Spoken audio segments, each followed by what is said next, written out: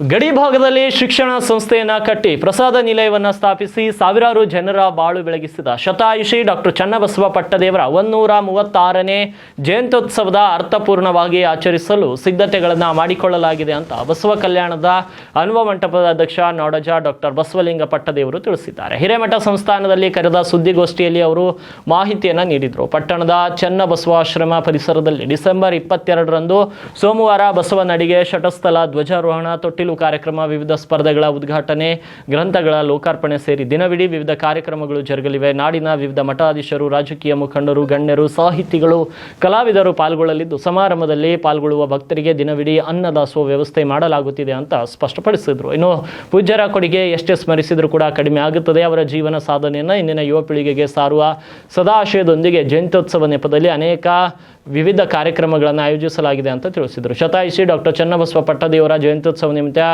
ನಾಡೋಜ doctor Basavalinga ಪಟ್ಟದೇವರ ದಿವ್ಯ ಸಾನ್ನಿಧ್ಯದಲ್ಲಿ ವಿವಿಧ ಸ್ಪರ್ಧೆಗಳು ಜರುಗಲಿವೆ. ಸಾಯಂಕಾಲ 5 ಗಂಟೆಗೆ ಜಿಲ್ಲಾ ಉಸ್ತುವಾರಿ ಸಚಿವ ಈಶ್ವರ್ ಖಂಡ್ರೆ ಅವರು ಸಮಾರಂಭವನ್ನು ಉದ್ಘಾಟಿಸಲಿದ್ದಾರೆ ಅಂತ ಪೀಠಾಧಿಪತಿ ಗುರುಬಸವ ಪಟ್ಟದೇವರು ಕೂಡ ತಿಳಿಸಿದ್ದಾರೆ. ಇನ್ನು ನವಲಗುಂದ ಸಂಸ್ಥಾನದ ಗವಿ ಮಠದ ಬಸವಲಿಂಗ ಸ್ವಾಮೀಜಿ, ರಾಣೆಬೆನ್ನೂರು ವಿರಕ್ತ ಮಠದ ಶಿವಯೋಗೇಶ್ವರ ಸ್ವಾಮೀಜಿ ಸಮಾರಂಭದ ನೇತೃತ್ವ ವಹಿಸುವರು ಮತ್ತು ಬಸವ ಬೆಳವಿ ಚರಂತೇಶ್ವರ ವಿರಕ್ತ ಮಠ ಶರಣ ಬಸವ ಸ್ವಾಮೀಜಿ ಅನುಭವವನ್ನು ನೀಡಲಿದ್ದಾರೆ. ಸಂಸದ ಸಾಗರ್ ಖಂಡ್ರೆ ಅವರು ಕ್ಯಾಲೆಂಡರ್ ಬಿಡುಗಡೆ ಮಾಡಲಿದ್ದಾರೆ.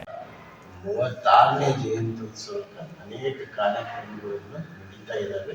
ಒಂದೇ ಊರಿನಲ್ಲಿ ಅದೇ ಸಮಯದಲ್ಲಿ ಎರಡೂ ಕಡೆ ಕಾರ್ಯಕ್ರಮ ನಡೀತಾ ಇರೋದ್ರಿಂದ ಅದು ನೋಡೋರಿಗೂ ಕೇಳೋರಿಗೂ ಹೋಗೋರಿಗೂ ಸರಿಯಾದಲ್ಲ ಅಂತ ತಿಳ್ಕೊಂಡು ನಾವು ಸ್ವಲ್ಪ ಈ ಸಲ ಬದಲಾವಣೆ ಮಾಡ್ಕೊಂಡಿವಿ. ಬೆಳಗ್ಗೆ ಶಾಂತಿವರ್ಧಕ ಶಿಕ್ಷಣ ಸಂಸ್ಥೆ 11 ಗಂಟೆಗೆ ಪ್ರಾರಂಭ ಆಗ್ತದೆ. ನಮ್ಮಲ್ಲಿ ಸಾಯಂಕಾಲ 4:15 ಗಂಟೆಗೆ ನಮ್ಮಲ್ಲಿ ಪ್ರಾರಂಭ ಆಗ್ತದೆ. ನಮ್ಮಲ್ಲಿ ದಾಸೋಹ ಅಂತೂ ನಿರಂತರವಾಗಿ 1 ಗಂಟೆಯಿಂದ ದಾಸೋಹ ನಿರಂತರ ಪ್ರಾರಂಭ ಇರ್ತದೆ. ಯಾರು ಬೇಕಾದ್ರೂ ಪ್ರಸಾದಕ್ಕೆ ಅದಕ್ಕೆ ಇರ್ತದೆ ಮಾಡ್ಬೋದು. ಯಾಕೆ ದೂರದಿಂದ ಕೆಲವರೆಲ್ಲ ಬಂದಿರ್ತಾರೆ. ಪ್ರಸಾದ ವ್ಯವಸ್ಥೆ ನಿರಂತರವಾಗಿ ಇರ್ತದೆ.